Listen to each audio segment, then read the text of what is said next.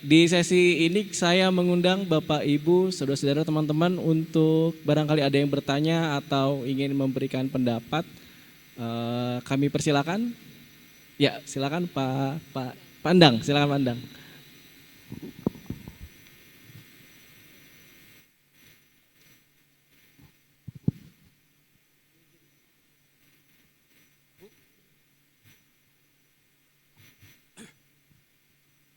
Terima kasih atas kesempatan yang diberikan.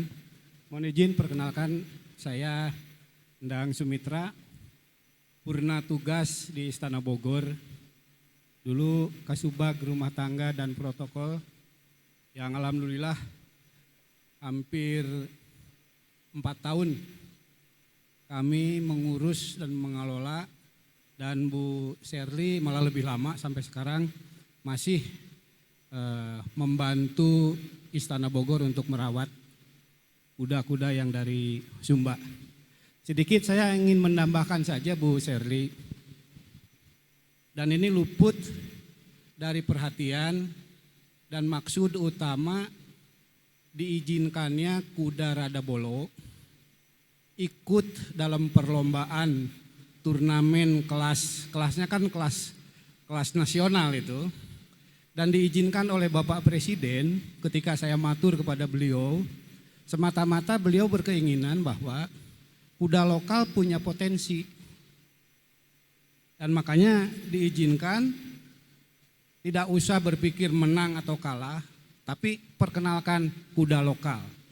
Makanya disatukan dengan kuda-kuda yang kelasnya memang sudah kelas perlombaan atau turnamen.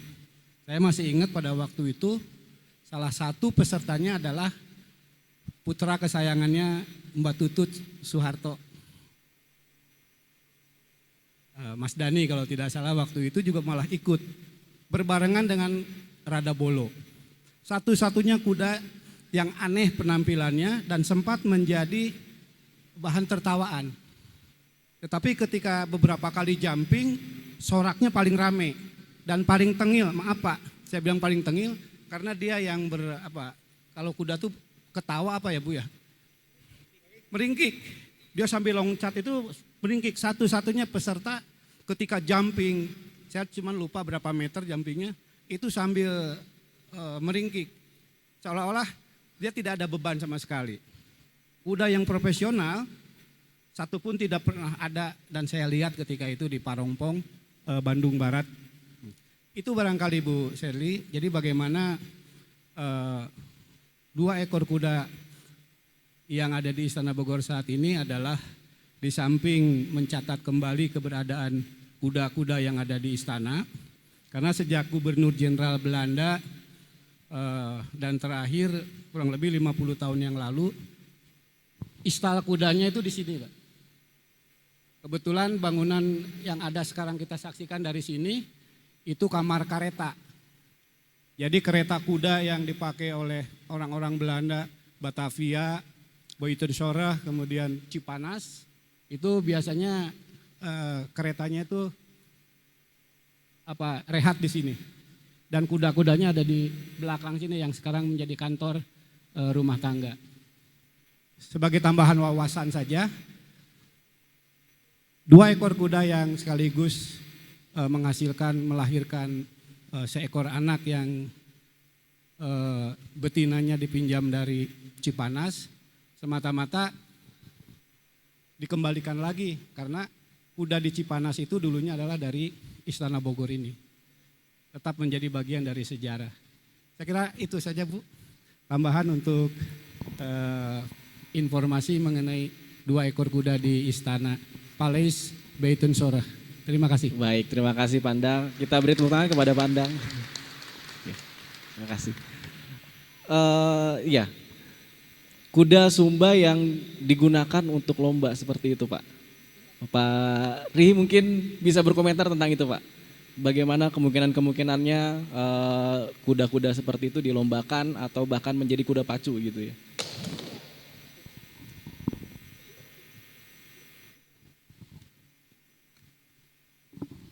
Jadi kuda Sumba ini, jadi kalau di Sumba itu kuda itu memang untuk pacuan. Dan tadi saya sampaikan juga bahwa untuk berperang itu dulu ya, karena masih ada perang antar suku pasti pakai kuda ya. Kemudian tentang seperti yang disampaikan oleh Pak Andang tadi, satu ciri mungkin ya atau tidak Pak. Kuda Sumba itu dia punya tingkat intelijensinya memang agak, saya tidak mengerti karena cuma di Sumba aja apa dia lebih dari kuda lain, tapi saya tidak tahu seperti itu. Tetapi dia secara insting itu kalau berpacu itu kalau dia kalah pasti dia menangis. Nangis kudanya. Tadi seperti apa yang Bapak sampaikan, waktu dia melompat itu dia meringkik itu dia mengatakan saya pasti bisa, itu gambaran karena jadi sebenarnya tidak pernah ada juga di Sumba, tapi itu mungkin karena diketawain dia meringkik, saya bisa, dia bilang. Itu gambaran kuda Sumba yang dia sudah biasa berlari di pegunungan dan bukit-bukit yang ekstrim itu, batu-batu, cadas itu. Apalagi kalau hanya melompat seperti itu dia anggap biasa, udah itu masalah luka biasa dia. Saya rasa demikian Pak. Baik, ya barangkali ada teman yang lain yang ingin bertanya, silakan Bapak di sana.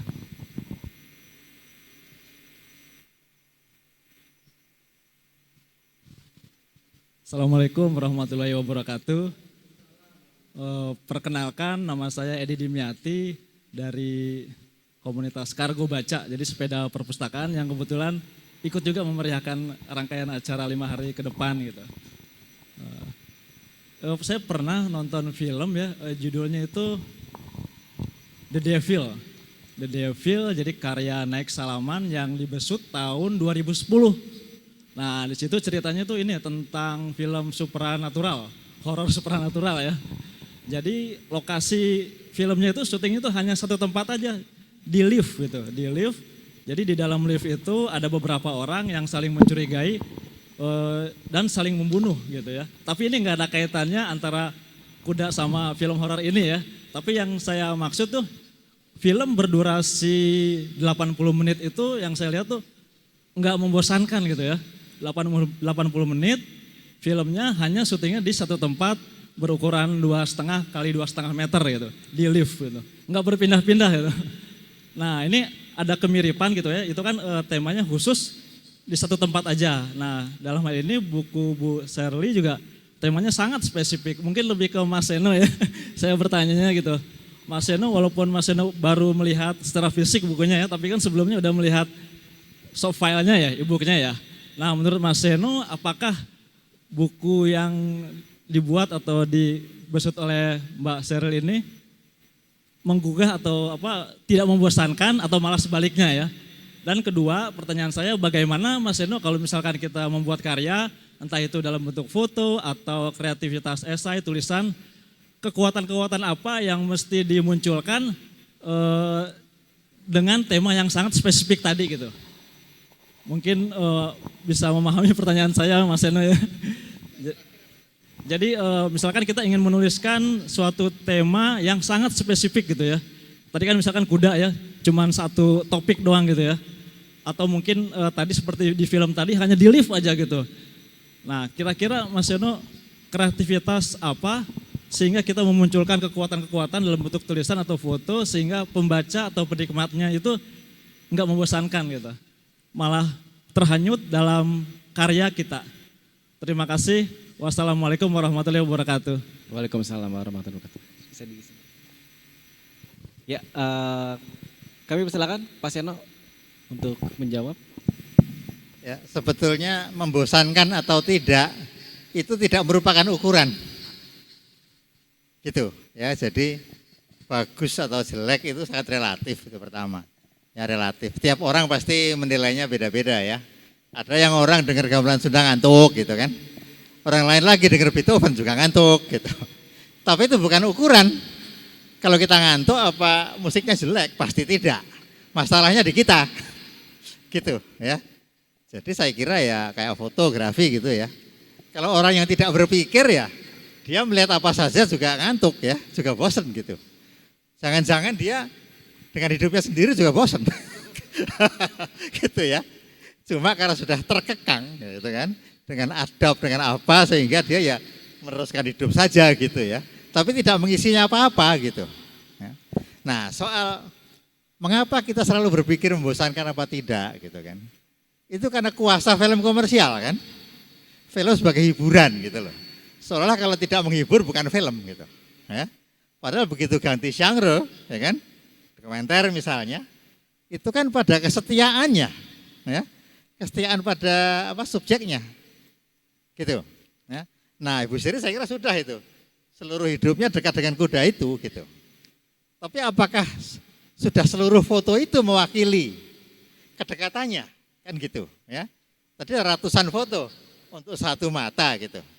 Nah barangkali kalau 15 mata atau 5 mata gitu akan beda, ya, gitu. Ya jadi ini belum total, nah, itu dia ya. Ya, ada faktor keterbatasan ya. Ini kan mahal. Mahal ini ya. Tapi kalau soft copy mungkin lebih bisa ini ya.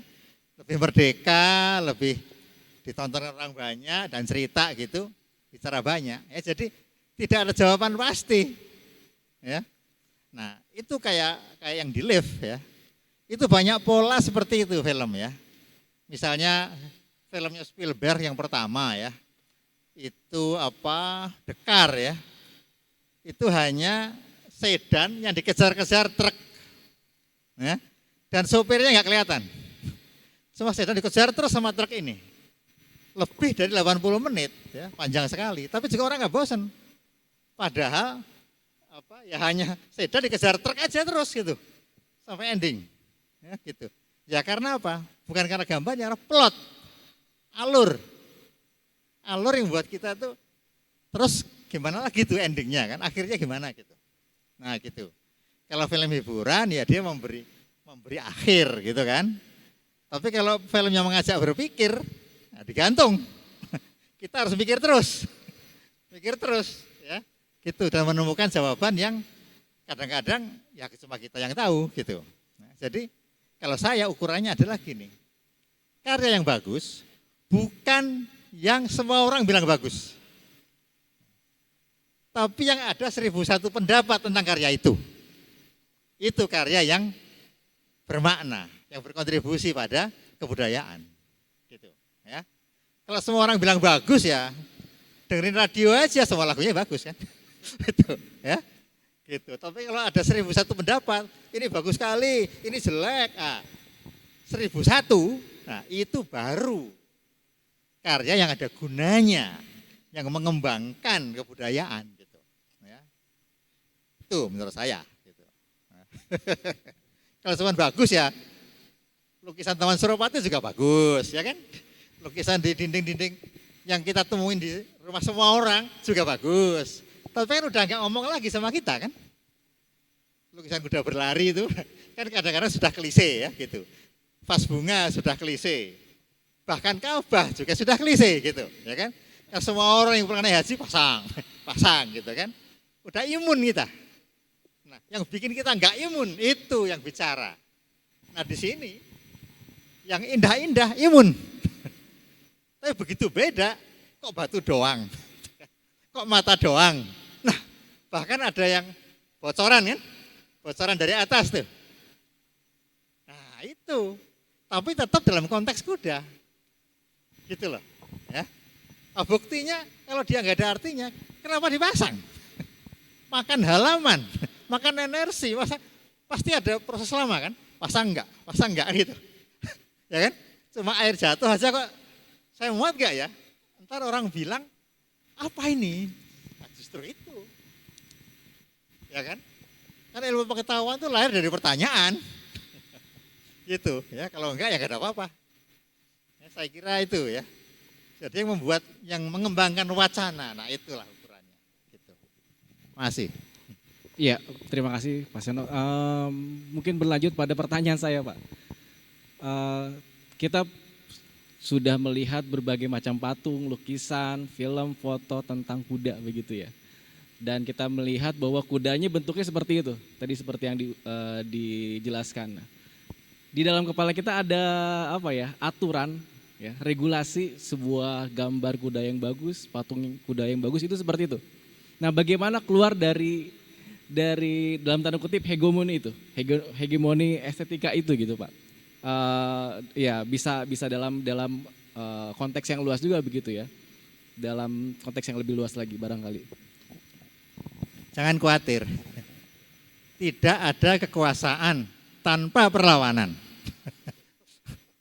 Itu berlaku di mana saja, ya.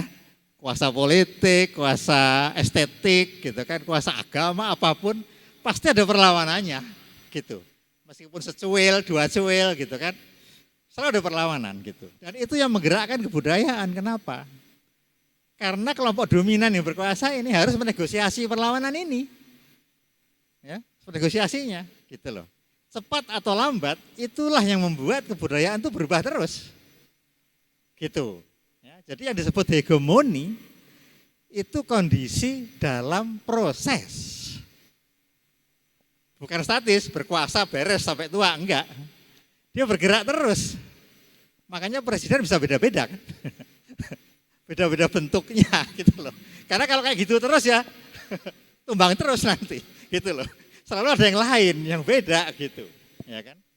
Seperti itu. Yang mau meniru yang lama kan gagal terus. Gitu. Nah gitu. Tidak ada kekuasaan tanpa perlawanan gitu. Juga dalam kebudayaan, dalam puisi ya. Ini kan festival sastra juga kan. Ya tadinya yang hebat tuh pantun Melayu yang sangat disiplin kan. AU-nya dahsyat gitu kan. Ini kalau nggak ahli nggak bisa gitu kan. Tapi kan jebol sama Hairil Anwar gitu kan. Suka-suka gue dong bikin puisi itu gitu kan. Ya bentuknya ya moralnya juga suka-suka gue kan gitu. Aku ini binatang jalang. Kayak gitu kok dibanggain gitu kan. Tapi itu yang jalan pada saat 45 kan. Kalau nggak jalan nggak merdeka kita. Kita mau jadi pegawai Belanda terus. Harus gitu. Harus berani melawan gitu. Nah gitu. Kemudian Sutarji kan. Gak usah bagus-bagus lah bahasa itu, bebaskanlah dari makna. Kembalikan pada bunyi, jadikan mantra. Gitu kan. Dan seterusnya. Ya syukurlah. Meskipun perlu waktu berpuluh tahun kadang-kadang ya gitu. Beda kayak sekarang, tiap detik berubah ya. Dengan medsos itu tahu-tahu ganti sampai nggak tahu lagi gitu kan. Itu fenomena lain lagi gitu ya, yang harus dikaji. Gitu. Tapi gitu. Bagaimana dengan hegemoni? Jangan khawatir. Tidak ada gitu, kuasa tanpa perlawanan, pasti ada. Dan justru itu mengubah dia. Karena dia harus peduli, harus bernegosiasi terus. Kayak dia harus bikin mak rendang di sini. Ya kan? Bikin nasi uduk. Gak ada di Amerika mak rendang. Ya buru-buru nasi uduk gitu. Kalau nggak gitu dia nggak jalan di sini. Ya kan? Ada nasinya aja. Dia pakai nasi aja. Lagi pakai nasi aja mana ada. Ya kan? Mana ada gitu. Ya, kalau enggak jalan dia. Dan nyatanya orang masuk Kentucky atau McD nasi.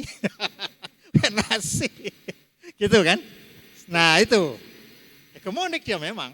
Ya kan? Kita ke luar negeri suka bingung gitu. Ini makanan Nepal ini apa ya? Makanan Prancis ini apa ya? Italia apa ya? McD saja. Gitu kan. Itu gitu. Hegemonik. Gitu. Tapi pasti ada unsur lokalnya. Gitu. Ya, baik. Kalau teman-teman lihat di buku itu, di buku Rada Bolo, kita akan melihat satu foto ketika kuda itu lompat ya Bu ya. Itu memang agak berbeda Bu ya. Lompatannya berbeda, gitu ya pandang ya. Lompatannya berbeda, atau bagaimana, bisa menjelaskan lompatannya nggak? Oh, teknis soal kuda. Ya, ya. Kakinya pendek begitu ya, postur tubuhnya pendek. Mungkin kenapa kuda Sumba itu bisa lompat ya. Saya sudah jelaskan tadi bahwa kuda-kuda Sumba itu dibiarkan bebas di padang. Jadi ketika akan masuk ke kandang itu dia harus dikejar dengan kuda juga. Jadi para penggembala itu berlari di atas cadas, di atas batu itu udah biasa kalau orang Sumba. Jadi kuda-kuda Sumba itu melompat gunung itu yang atau tebing itu dia lompat aja. Dia tidak, dia udah ini bagian itu makanannya. Jadi kalau macam lompat apa rintangan itu ya itu kecil itu. Walaupun dia pendek tetapi kekuatannya besar kuda Sumba itu. Jadi dia bisa melompat rintangan yang tinggi, dia bisa melompat rintangan yang apa namanya, misalnya ada apa ya lubang apa lembah itu lompat dia. Kemudian kalau di dalam hutan itu kan ada kayu-kayu yang merintang. Kuda Sumba itu dia pasti lompat semua. Itu satu kawanan kalau kita bisa mengambil itu dengan fotografi yang baik sebenarnya. Itu yang melompat itu bukan hanya 10, 20, kadang 100 satu kali lompat begitu. Itu udah biasa di apa? Karena mereka dibiasakan di padang pengembalaan. Jadi memang hanya alam yang memelihara mereka. Saya rasa demikian. Ya. Baik, kami memberikan kesempatan untuk Bapak Ibu, saudara-saudara, teman-teman untuk bertanya. Barangkali ada lagi pertanyaan atau tanggapan? Silakan. Ya, silakan Mbak.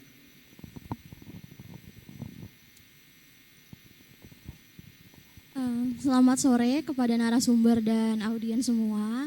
Perkenalkan, nama saya Adenia Gustama, mahasiswa akhir di UIN Syarif Hidayatullah Jakarta, Pendidikan Bahasa dan Sastra Indonesia. Pertama-tama saya ingin mengapresiasi kepada tim Kolonian yang mengusung diskusi yang sangat segar dan unik menurut saya, yang membawa bahasa terkait kata, lensa, dan fauna.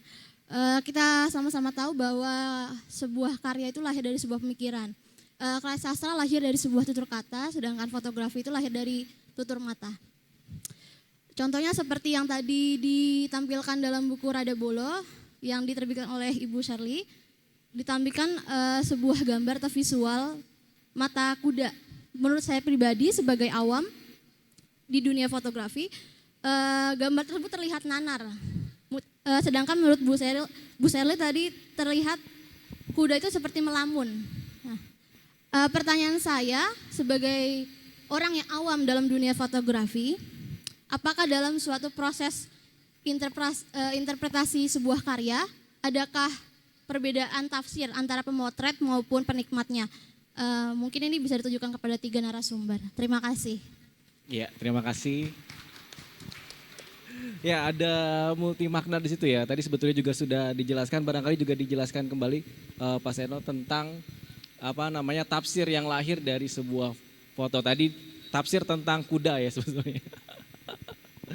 Ya, mungkin ketika Bu Shirley memotret begitu ya, secara langsung kuda itu apa namanya ya sedang melamun, barangkali begitu ya ditafsirkannya seperti itu.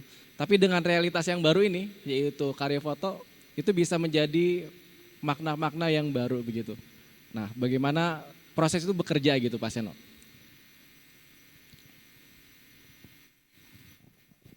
Ya, saya kira gini, ya, tidak ada satu jawaban yang baku ya. Ini yang benar gitu. Ya. Saya misalnya gitu, saya sangat tertarik dengan pertemuan ini karena apa? Di satu pihak ya, Bapak dari Sumba ini memberikan semua hal yang kita jarang dengar ya.